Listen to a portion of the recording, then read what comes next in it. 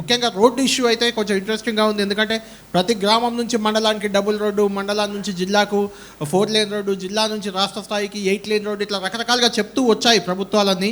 కానీ అది ఎక్కడా కనిపించినట్టయితే లేదు. దీనిపై మీ విలువైన సూచనలు, అభిప్రాయాలు అన్నీ వెల్లడించాల్సిందిగా కోరుతున్నాను. మొదటగా 10 టీవీ యాజమాన్యానికి మనందరి పక్షాన ధన్యవాదాలు. ఒక కీలకమైన అంశాన్ని ఎన్నికలు జరిగిన వెంటనే వాళ్లకు ఎంపికైన వాళ్ళకి భవిష్యత్తులో పరిపాలన చేసుకోవడానికి నిధుల విషయంలో ప్రధానంగా చర్చ జరిగింది. దీనికి అందుకే మీకు ప్రత్యేకంగా ధన్యవాదాలు తెలియజేస్తూ, మీరు ఎన్నో కష్ట నిష్ఠూరాలకు, ఎన్నో ఇబ్బందులకు గురై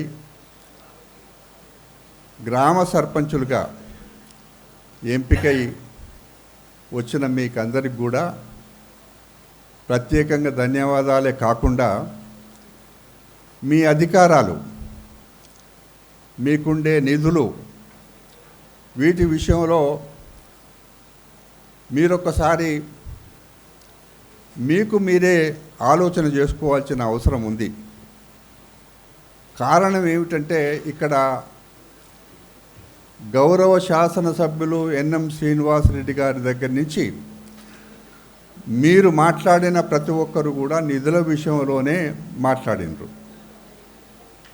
ఈ నిధులు అనేది ఎందుకు వచ్చింది, ఏ విధంగా పరిష్కారం చేయడానికి ఆనాడు దేశానికి ప్రధానమంత్రిగా ఉన్న రాజీవ్ గాంధీ గారు అనేక సందర్భాల్లో కేరళను మనము ప్రస్తావిస్తుంటాం.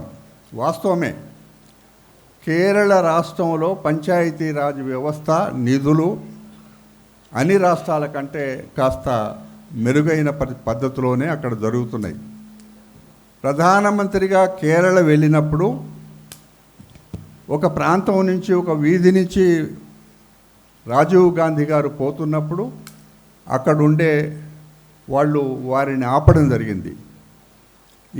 ఏం సంగతి అని అడిగితే, మా వీధి దీపాలు వారం రోజుల నుంచి వెలగటం లేదు అని. దాన్ని వారు, రాజీవ్ గాంధీ గారు చాలా తీవ్ర విషయంగా భావించారు. ఇంటికి వచ్చిన తర్వాత చాలామంది తనతో ఉన్న వాళ్ళతో మాట్లాడి దీనికి పరిష్కారం చేయాలి అనే ఒక దృఢ సంకల్పంతో పార్లమెంటులోనే చట్టం తీసుకొచ్చి 73, 74 రాజ్యాంగ సవరణలో ప్రత్యేకంగా నిధుల విషయం, ఎన్నికల విషయం, ఫినాన్స్ కమిషన్ విషయం కానీ, ఎన్నికల కమిషన్ విషయంలో కానీ, దీనికి ఏ విధమైన గుర్తు లేని ఎన్నికలు జరగాలి, రాజకీయాలకు అతీతంగా ఉండాలి అనే అభిప్రాయంతో చేసిన 73, 74 రాజ్యాంగ సవరణ. ఇంత ప్రయత్నం చేసిన తర్వాత కూడా నిధుల కొరత ఉన్నది అనే మాట మనకు వినిపిస్తూ ఉంది. దీంట్లో నిధుల విషయానికి వచ్చినప్పుడు గౌరవ ముఖ్యమంత్రి రేవంత్ రెడ్డి గారు ఎన్నికలు జరగానే వెంటనే కమిషన్ వేయడం జరిగింది. కమిషన్ చైర్మన్గా మాజీ ఎంపీ రాజయ్య గారిని పెట్టిండ్రు. వారు దాదాపుగా నేను అనుకుంటా అన్ని విషయాలను కూడా ఆలోచన చేసి నిధుల విషయానికి ఒక నివేదిక ఇవ్వబోతున్నారు.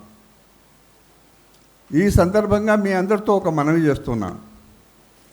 పంచాయతీరాజ్ వ్యవస్థ, నాకు 82 సంవత్సరాలు నా వయసు. నాకు తెలివొచ్చినప్పటి నుంచి పంచాయతీ గ్రామాలలో, నేను యాచారం గ్రామంలో పుట్టిన రంగారెడ్డి జిల్లాలో, నేను చూసిన పంచాయతీరాజ్ వ్యవస్థ అప్పటి నుంచి ఇప్పటి వరకు అనేకమైన సంస్కరణలు చేస్తూ ఒక మాట ఖచ్చితంగా చెప్పగలను, ఎప్పుడెప్పుడు కాంగ్రెస్ పార్టీ అధికారంలో దేశంలో ఉంటే అప్పుడప్పుడు అనేకమైన సంస్కరణలు కూడా రావడం జరిగింది. జలగం వెంకర్రావు లాంటి ముఖ్యమంత్రిగా ఉన్నాయన కూడా గ్రామీణ ప్రాంతం నుంచి జిల్లా పరిషత్ చైర్మన్గా వారు వచ్చిండ్రు. వారిని కూడా ఓ కమిటీ వేసిండ్రు. ఓంకార్ గారు సిపిఎం పార్టీకి ఒక గొప్ప నాయకుడు. 1 గంట సేపు మాట్లాడిండు శాసనసభలో పంచాయతీరాజ్ వ్యవస్థ సవరణల విషయంలో. కాబట్టి పంచాయతీరాజ్ వ్యవస్థకు చాలా గౌరవం ఉన్నది, మీకు గౌరవం ఉన్నది. దాన్ని సచివాలయంగా చెప్పుకుంటాం మనం, గ్రామ పంచాయతీని.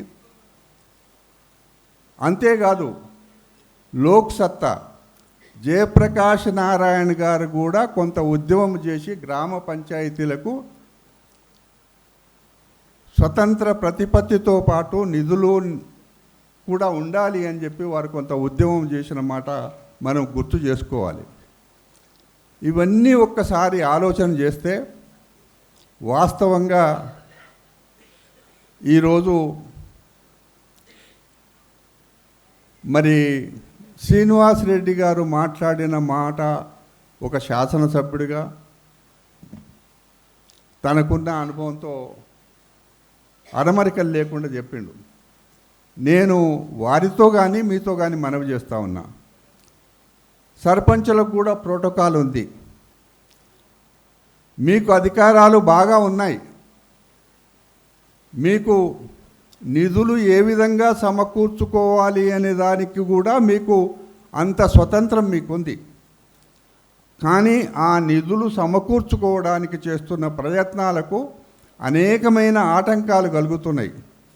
మరీ ప్రత్యేకంగా నా అభిప్రాయంలో రాష్ట్రం ఏర్పడ్డ తర్వాత గ్రామ పంచాయతీ వ్యవస్థల విషయంలో కేవలం రాష్ట్ర ప్రభుత్వాల దయాదాక్షిణ్యాలపైననే గ్రామ పంచాయతీలు పనిచేసినాయి. మీకుండే నిధులు మీకు చివరికి మీ ప్రాంతంలో ఏదైనా ప్రాపర్టీ రిజిస్ట్రేషన్ జరిగితే మీకు వచ్చే నిధులు కూడా రాష్ట్ర ఖజానాకు పోయినాయి. కేంద్ర ప్రభుత్వం నుంచి వచ్చే నిధులు కూడా రాష్ట్ర ఖజానాకు పోయినాయి. ఆ విధంగా ఆ వ్యవస్థను కొంత ఇబ్బందులు పెట్టడం వల్ల గ్రామాలలో ఇబ్బందులు వచ్చిన మాట వాస్తవమే. కానీ వాటి జోలికి పోకుండా ఒక మాట మనవి చేస్తూ ఉన్నా, ఇది ఆవేదన నాకు అర్థమైంది. శ్రీనివాస్ రెడ్డి గారు మీ తర్వాతనే చీఫ్ సెక్రటరీ, ప్రోటోకాల్లో మీరే ముందు. కానీ వాస్తవమే కొందరు అధికారులు బాధ్యతారహితంగా వ్యవహారం చేస్తున్న మాట వాస్తవమే. మీరు ఒక శాసనసభ నియోజకవర్గానికి మీరు ప్రతినిధి కారు, మీరు రాష్ట్రానికి ప్రతినిధి. శాసనాలు చేసేవాళ్ళు మీరు. శాసనసభ్యుడు అంటేనే శాసనాలు చేసేవాడు, మీరు రాష్ట్రానికే ప్రతినిధి. కాబట్టి మీరెక్కడ కూడా మీరు తక్కువగా ఆలోచన చేయకుండా అవసరం వచ్చినప్పుడు మీ అధికారాల గురించి కానీ, ప్రజల గురించి కానీ, నిధుల గురించి కానీ శాసనసభలో మాట్లాడుకోవాల్సిన అవసరము, ఈ రాష్ట్ర ప్రయోజనాల గురించి ఎంతైనా అవసరం ఉన్నది అనే మాట నేను ఈ సందర్భంగా మనవి చేస్తూ ఉన్నా. దీంట్లో నిధుల విషయానికి వచ్చినప్పుడు ఒక ప్రయత్నంలో 73, 74 రాజ్యాంగ సవరణలో ఒక ప్రతినిధి, ఒక సర్పంచ్ గారు అన్నారు, ఒకప్పుడు మా గ్రామ జనాభా 3000 ఉంటే ఇప్పుడు 6000 అయింది, ఎట్లా? అందుకే దాంట్లో ఎప్పటికప్పుడు కమిషన్ జనాభా ప్రాతిపదికన నిధులు కేంద్రం నుంచి వచ్చే ఏర్పాట్లు ఉన్నాయి. కమిషను గత కొంతకాలంగా పనిచేయలేదు. అదేవిధంగా గ్రామ పంచాయతీల వ్యవస్థ ఎట్లా అయిపోయిందంటే మీరు చేయి జాచే పరిస్థితికి వచ్చిండ్రు మీరు. కాబట్టి ఆ విధానం ఉండొద్దు. గ్రామము అన్ని విధాల అభివృద్ధి చెందుతుంది అని అంటే ఎమ్మెల్యేకు పని ఉండదు, ఎంపీకి పని ఉండదు, ఇంకెవరికి పని ఉండదు. మొత్తం బాధ్యత అంతా మీరే. ఏ ఏ గ్రామంలో మీరు చేయాల్సిన పని, పారిశుద్ధ్యం కానీ, ప్రజల అవసరాలు కానీ అన్నీ కూడా మీకు నిధులు సమకూర్చినప్పుడు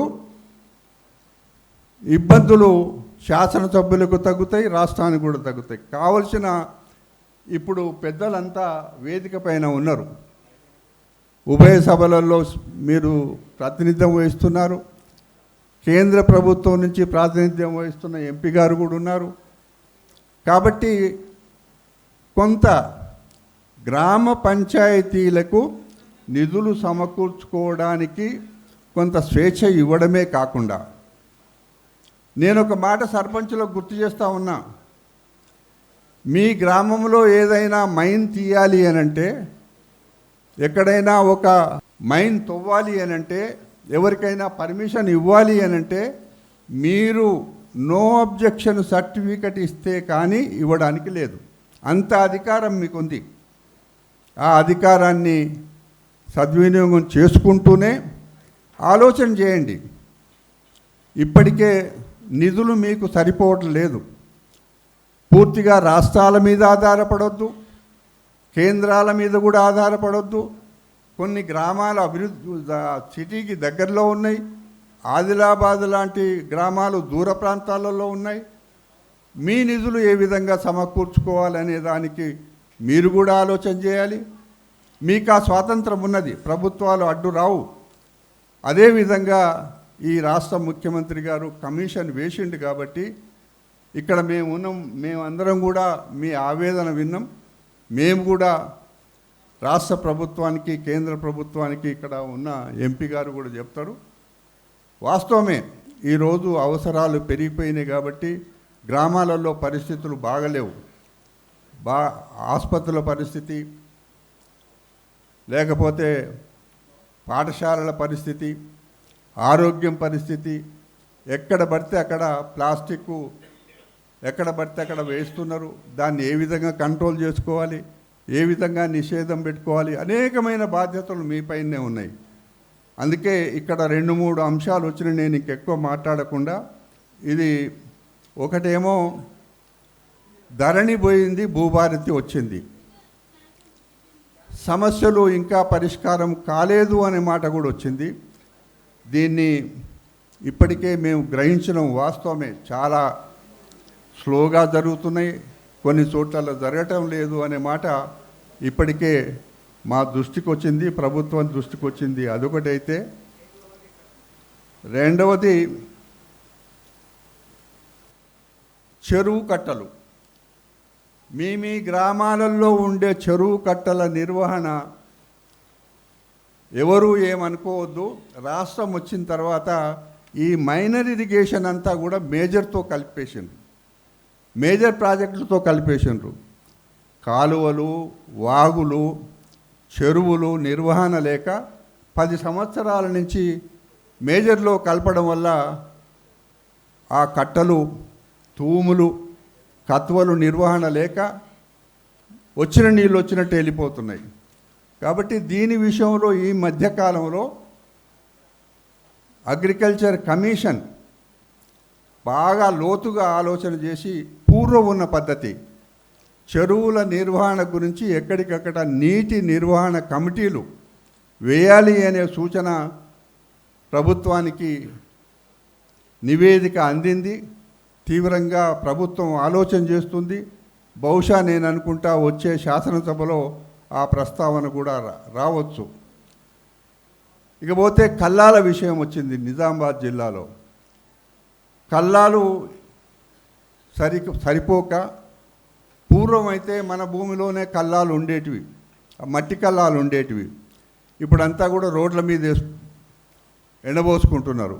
వడ్లు ఎండబోసుకుంటున్నారు, మొక్కజొన్నలు ఎండబోసుకుంటున్నారు, అన్ని పంటలు కూడా, ఆహార పంటలన్నీ కూడా ఎండబోసుకుంటున్నారు. దీని విషయంలో ఇప్పటికే కేంద్ర ప్రభుత్వం నుంచి కొంత నిధులు ఇవ్వాలి. ప్రతి రైతుకి, లేకపోతే 2-3 రైతులకు కలిపి కల్లాలు ఏర్పాటు చేయాలనే ఒక వ్యవస్థ కూడా ఉండింది. వాస్తవమే, కల్లాలు లేకపోవడం వల్ల వర్షాలతో తడిచిపోయిన పంట విక్రయ కేంద్రానికి పోయినప్పుడు తరుగు పేరుతో, తేమ పేరుతో రైతులు ఇబ్బంది పడుతున్నారు. దీన్ని సీరియస్ విషయమే. దీన్ని కూడా ప్రభుత్వం ఇప్పటికే గ్రహించింది. దీనికి ఏ విధంగా నిధులు కేటాయించాల్సిన అవసరం ఉంది. ఇక్కడ వచ్చిన అన్ని విషయాలు కూడా మరీ ప్రత్యేకంగా పూర్వ రంగారెడ్డి జిల్లా ఒకప్పుడు 6 నియోజకవర్గాలు ఉండే జిల్లా ఇప్పుడు పెరిగిపోయింది. కొత్త జిల్లాలు అయినాయి. సిటీకి దగ్గరున్నాం మనం. అవసరాలు చాలా ఉన్నాయి. వీటన్నిటి విషయంలో కూడా ఈ మధ్యకాలంలో రంగారెడ్డి జిల్లాలో తాగునీటి విషయం కానీ, రోడ్ల విషయం కానీ, ఇంకా అనేకమైన విషయాలు రంగారెడ్డి జిల్లా ప్రతినిధులు ఇక్కడ ప్రస్తావించడం జరిగింది. కళ్యాణ్ గారు ఒక మాట, ఇంకా నేను పోయిన తర్వాత కూడా మీరు ఎందుకంటే మంచి కీలకమైన అంశాన్ని తీసుకున్నారు.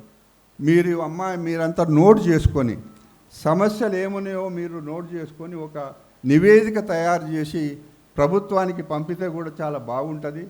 మంచి ఆలోచన మీరు చేసిండ్రు. మీకు ధన్యవాదాలు తెలియజేస్తూ, మళ్ళొకసారి నూతనంగా ఎంపికైన గ్రామ సర్పంచులు, మీ బాధ్యతలు చాలా గొప్పవి. మీకు అధికారాలు ఉన్నాయి. ఆ అధికారాలను వినియోగించుకోమని చెప్పి మీతో కోరుకుంటూ సెలవు తీసుకుంటా. థ్యాంక్ యూ వెరీ మచ్ కోదండ రెడ్డి గారు. వ్యవసాయ కమిషన్ చైర్మన్ గారికి ధన్యవాదాలు తెలుపుతున్నాం. కోదండ రెడ్డి గారు మంచి సూచన చేశారు. ఖచ్చితంగా దీన్ని మేము పాటిస్తాము. మీరు చెప్పిన ప్రతి సమస్యను నోట్ చేసుకొని ఒక నివేదిక రూపంలో ముఖ్యమంత్రి కార్యాలయానికి, పంచాయతీరాజ్ శాఖ మంత్రి సీతక్క గారు ఈరోజు రావాల్సి ఉంది మనకు వాస్తవానికి. ఆమె అక్కడ ములుగులో సమ్మక్క సారక్క జాతర ఏర్పాట్లు, ఈరోజు ఏదో పూజా కార్యక్రమాలు ఉన్న నేపథ్యంలో ఆమె రాలేకపోయారు. పంచాయతీరాజ్ శాఖ మంత్రి కార్యాలయానికి చేరవేస్తాం. వ్యవసాయ కమిషన్కు, ఆర్థిక కమిషన్కు కూడా ఆ నివేదికను కోదండ రెడ్డి గారికి, అదేవిధంగా రాజయ్య గారు ఆర్థిక కమిషన్ చైర్మన్గా ఉన్నారు, వారి కార్యాలయానికి కూడా ఆ నివేదికలను మేము అందజేస్తాం.